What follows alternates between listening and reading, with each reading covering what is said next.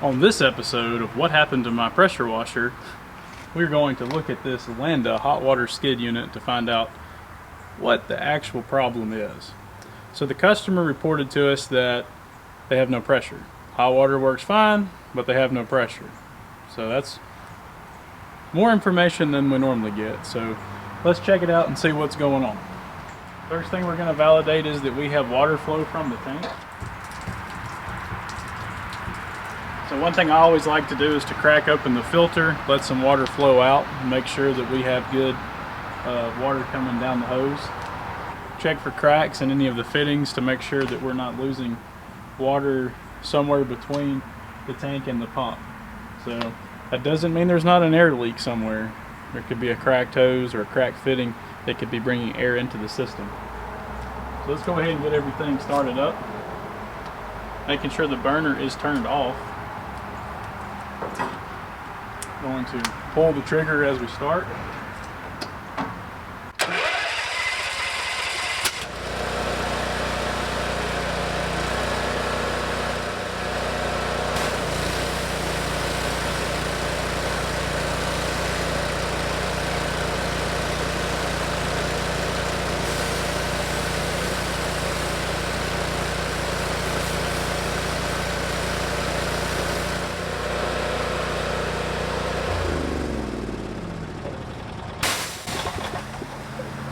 Always pull your trigger and release your pressure when shutting it down. I put a clamp on the throttle. So what I'm noticing as the machine's running, the throttle is just going down. So the customer's complaint was it was losing pressure. I think I might have found the problem. But I also don't feel like it truly has 3,500 pounds of pressure when I pull the trigger. So I'm going to put a pressure gauge on here and we're going to test that. So I'm just putting this quick connect gauge in line right here. If I can get it to snap in. It's really not wanting to go. Go ahead and hit the like button if you've ever had this type of problem. Jeez, it's like the story of my life. Because if you don't get this thing tight, it will shoot off and slap somebody in the face. And right now, that only somebody is me and you. And I don't think you're going to feel it because you're on the other end of the camera. There we go. So what you want is you want that to be as tight as possible. You want it to be completely locked into place. So now I've got my gauge hooked up in line and we're ready to test fire this thing and see what happens. Got my trigger pulled.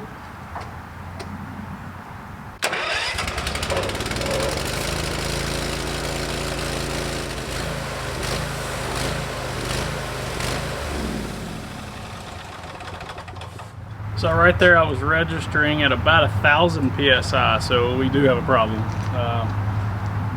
We're going to check the unloader and see if that's the issue, see if it needs to just be adjusted. This thing right here is really in the way, so let's move that down.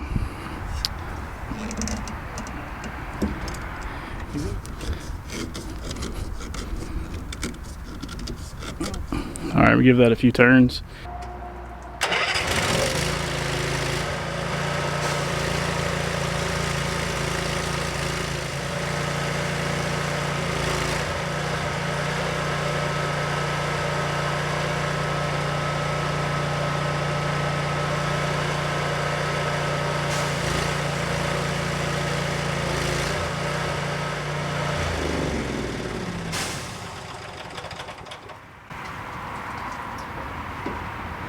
So here's an interesting point. We're spiking it over 4,000 psi after I adjusted the unloader. Spiking meaning the trapping pressure. So when you let off the gun, that's what it locks at, is about 4,000 psi. This machine's rated at 3,500, so typically you'll see 500 above, you know. So that's it's about where you want to see it. But it's only operating at 1,000 psi, so we have a problem.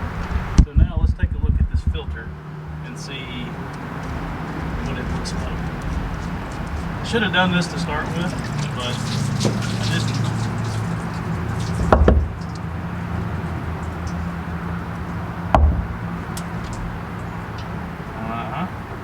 So check this out.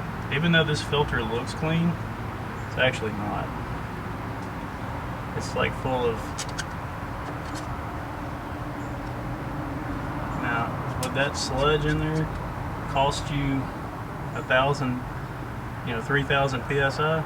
I don't know. But we're gonna give it a shot and see what happens. Let me dump a little bit of water out right there. All right, let's go clean this filter.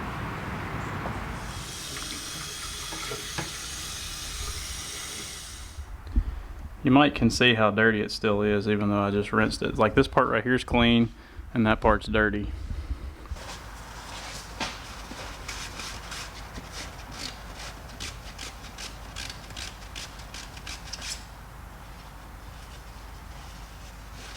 I know this sounds so crazy to think that a clean filter could cost you 2,000 PSI, to 2,500 in operational performance, but it actually, you can do it. All right, let's go put this.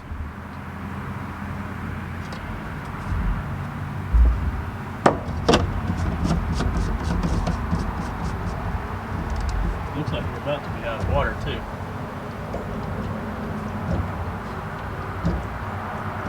One thing I always like to do whenever I take the filter out and you get air in the line, I like to back off the filter a little bit and bleed a little bit of air out. And close your filter up and start the machine.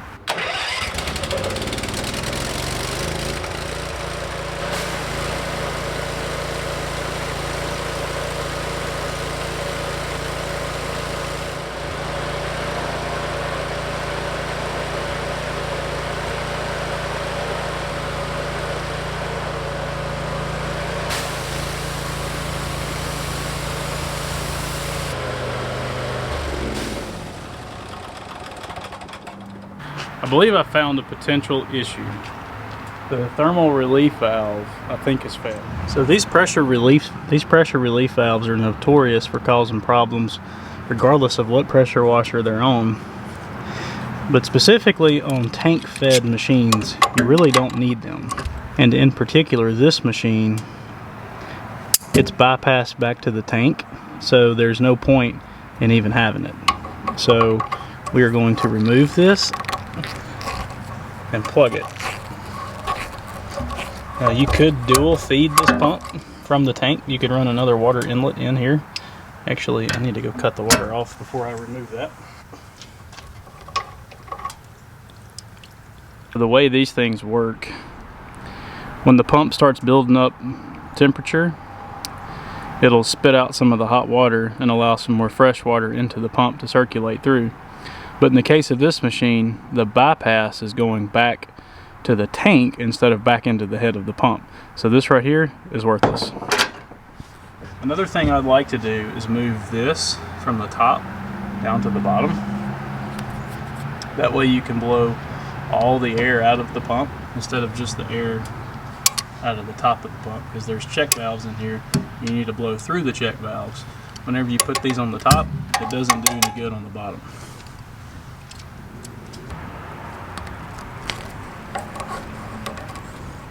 Definitely want to make sure that you've pulled the trigger and released all the pressure off the pump before you start taking this off.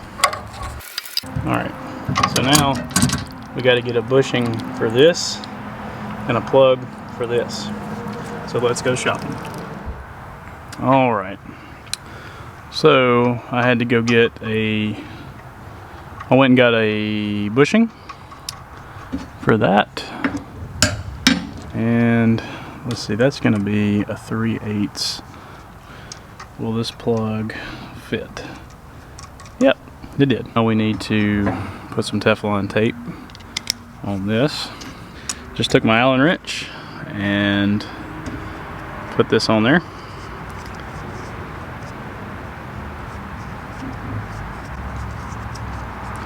Give it a few good rolls. Alright, now we're going to put this in without cross-threading it.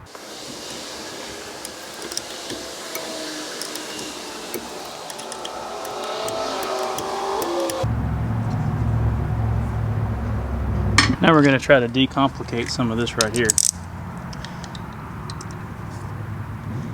When I say decomplicate, what I'm meaning is, by decomplication, we're going to take one of these bushings out.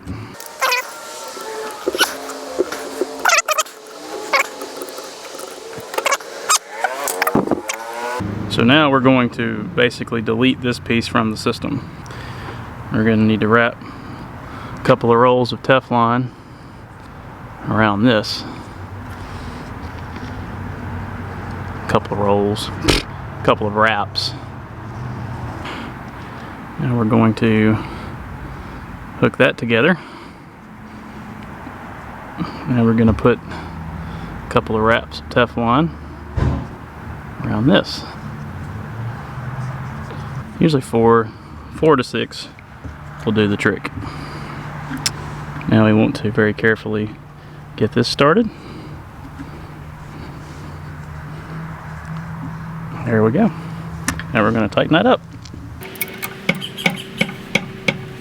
One of these days I'm going to do a review on these plier wrenches. I absolutely love them. These are the Knipex brand, made in Germany, and these are the vice grip. If you look closely right here, you can see these teeth have filed. So I need to clean this thing up, because what happens when you put it under a load, it just slides down. A little bit harder for the teeth on this one to do that. But when it comes to changing the size, it's a lot more difficult.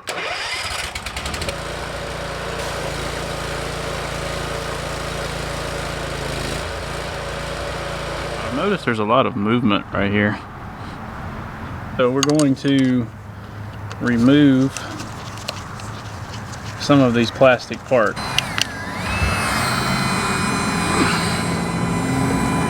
When all else fails, you go grab the heat gun and heat the situation up.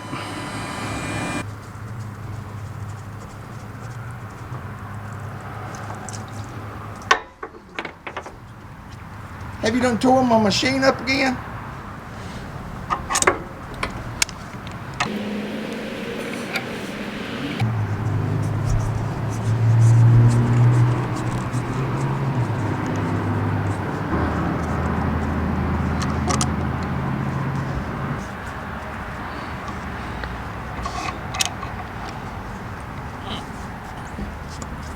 So now we can just bring that hose back up and slide it on.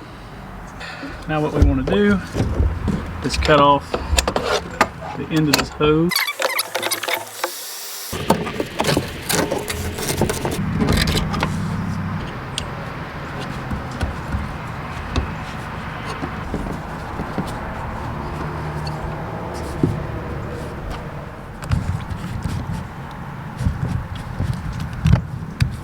So we changed out the inlet to the pump, and while I was working on that, Mr. Danny decided that it was time for him to start working on the throttle cable issue that we have.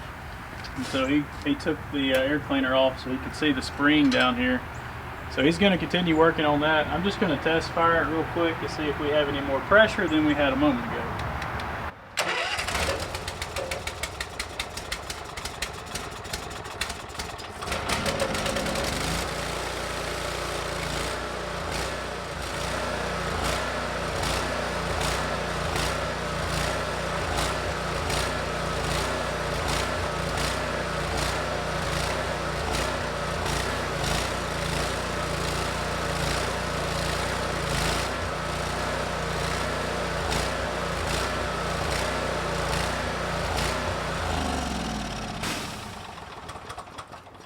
Woo, we've been working on this thing all day. So we have now ruled out any of the inlet water being the issue.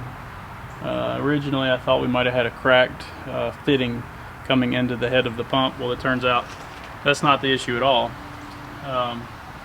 May have played a factor.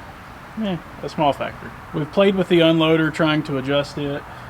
The trapping pressure is sitting there right about 4,000 psi, so I don't really want to tighten it anymore, because if I over tighten it, we're just going to pop a hose.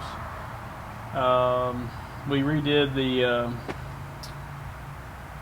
air stem. We moved it from the top of the pump to the bottom of the pump, and I removed the thermal relief valve. Got over on top of the trailer and I looked inside the tank, and it's pretty evident to me that our unloader is bad. It's allowing way too much water to bypass when you're under pressure. I've checked the nozzles. We're using the correct size nozzle, so if you were using a nozzle that was too small, it would make sense for it to bypass, but in this case that's not the scenario. So we need to change our unloader. So I'm removing the reed switch out of the reed stick, I guess you call it, out of the flow switch. Switch is what tells the hot water heater when to work and when to not work. So I'm going to put that somewhere out of the way. So I like these JIC connectors.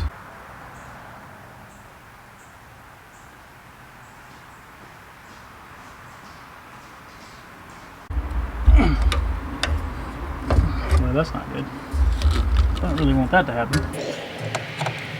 You remove the bypass hose.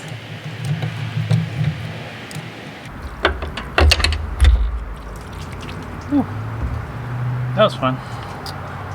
Alright, so I'm going to remove, turn this back if I can. This is really, whew. Alright, so we're going to reuse that. And it's got a JIC connector down here for a quick change. So this is how to change an unloader that is actually set up to be changed. Pretty sweet. With compression fittings. Very nice. Alright, what we believe to be our bad unloader, we've got it sitting in the vise. Now we're going to work at removing the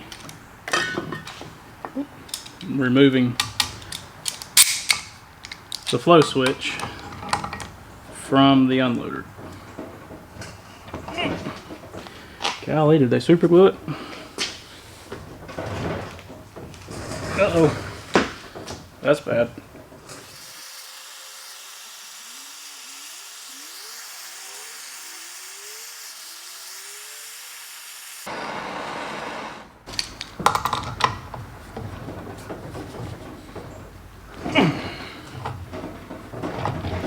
And look what did the trick. Sometimes you just got to put some heat on the subject. Alright, so let me go grab another unloader and then we'll proceed with moving on to the next phase. We got a new unloader, so we want to get our orientation set up precisely the same way. Alright, so we're going to plug that side and the bottom will be plugged. So I got my plugs set how I need them.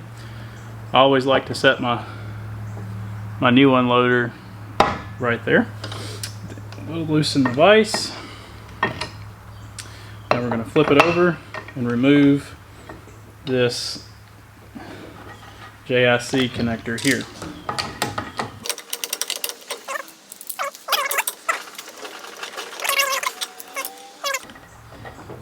That out. And we can take this unloader and set it in the trash. But before I put it in the trash, I'm going to take the I will take the, what's the word I'm looking for? The plugs out of it, because you just never know when you might need them. So the factory had used red Loctite. Well, that was frustrating. That was worthless. So the factory used red Loctite on this thing. That's why I had to use the heat to get it off. Anytime you have red Loctite, you got to put the heat on it. Goodness gracious. Just got stuff falling everywhere.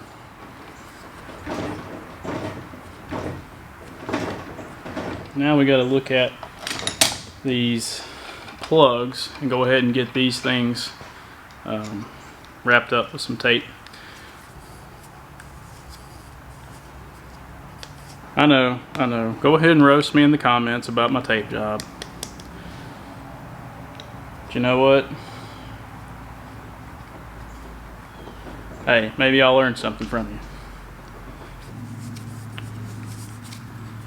Now I know somebody's gonna say, well, you should have wrapped it the other way so that whenever you tighten it, it doesn't come loose, yada yada yada yada yada. And you're probably right. You're probably right. But I've been doing it this way for about 15 years. Never had a problem with it. So, okay, maybe one or two. Maybe once or twice out of 15 years I've had a problem, but pretty rare. Heck, I guess it's over 20 years now. Been doing this stuff for a long time. A lot of people don't want to do this kind of work. Sad, but it's very true. Now we're going to flip it back over, and we're going to put our put the flow switch back on. And just a side note, it's important to get your unloaders really tight because they vibrate pretty roughly on the machine, and so they're known to leak if you don't get them super tight. I know when we get new machines in from the factory, we have to pretty much the first thing we do, not every time, but a lot of the times, we have to tighten the unloaders. And in order to tighten the unloader, you just about have to disassemble it and take everything off of it. So it's very aggravating. You also want to think about the orientation of the unloader as you're putting things back together. The reed stick needs to go right here, and it needs to be kind of lined up right there. So it's about where we need it. All right, let's go put this thing back on, or put this one on. This one's new. So with this current design, this is definitely something that you could do in the field. It's probably not a bad idea to get you a vise and mount it on your trailer.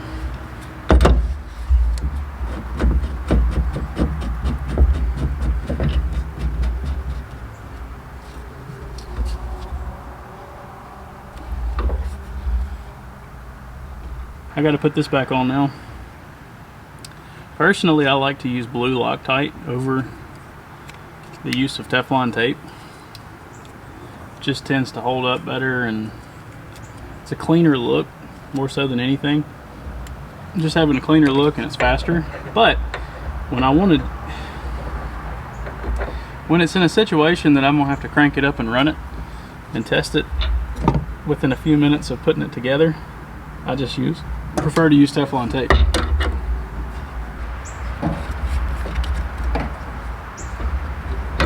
I wanted to make sure I kept this pointed down so that this is not interfering. So I'm gonna go ahead and use the heat gun, heat this thing back up so that we can get a good, nice, tight seal on it.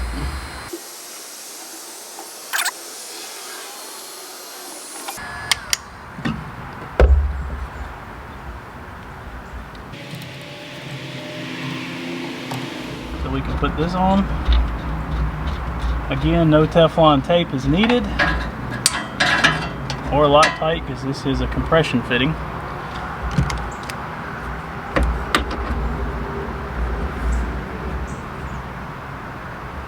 Just want to get it snugged up. Drop the reed stick back in. Now we have to set the unloader.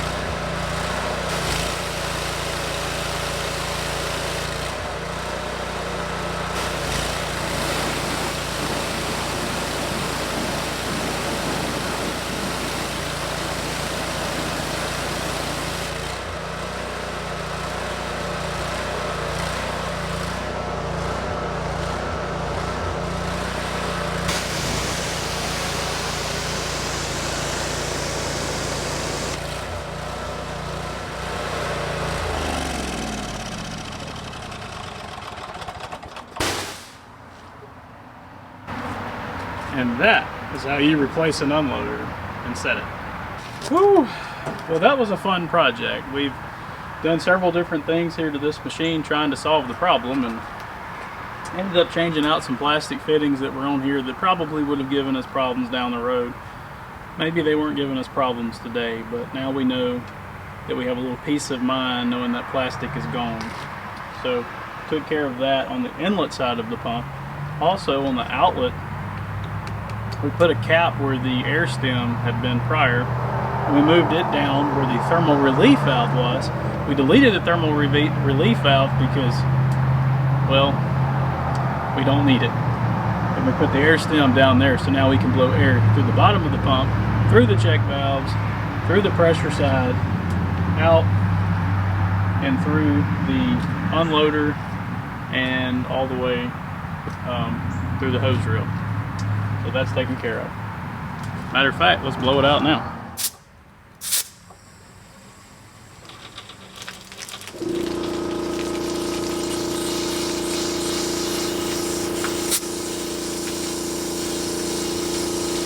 That's one way to find an air leak.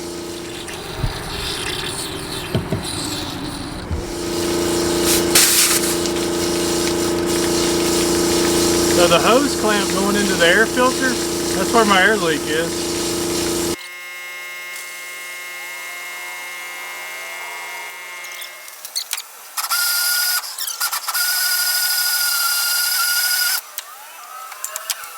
That pretty much wraps it up for today's episode of what happened to my pressure washer.